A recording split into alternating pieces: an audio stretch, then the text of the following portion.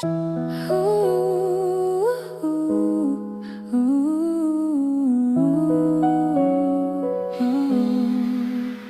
kahilom sa gabi, layo man sa panimalay, apan ang gugma sa pamilya, nagpabilin gihapon sa dughan.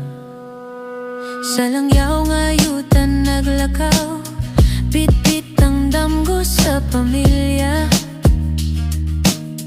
Mga kamot nga gikapoy, apan dili mo hunong. Ang kahayag sa buntag, murag pahinumdum ka na ako. Nabisan unsa kalayo, aduna ko'y gipaulian.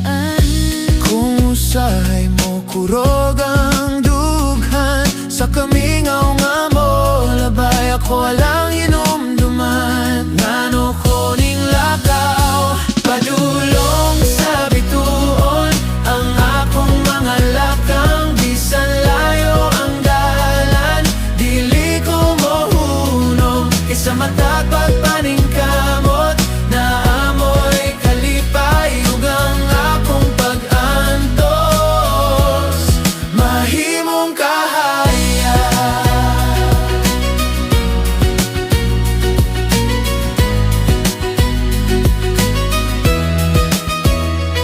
Mga hulagway sa balay, sa cellphone lang makita ang katawa sa mga anak. Sa video call ra madungog, apan sa matag gabi ako silang gihuna-huna na ang tanan kong paningkamot para sa ilang kaugmaon.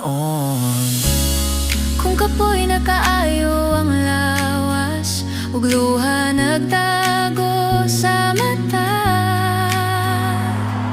hinumdumi lang ang damgo nga imong gipangga.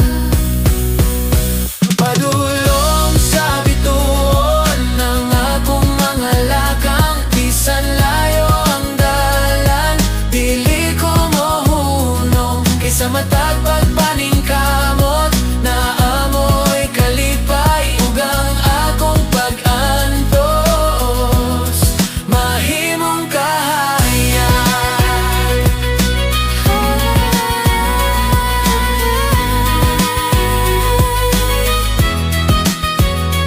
Padulong sa bituon ang akong mga lakang. Bisan layo ang dalan, dili ko mohunong. Kaysa matag pagpaningkamot, naamoy kalipay ug ang akong pag-antos mahimong kahaya.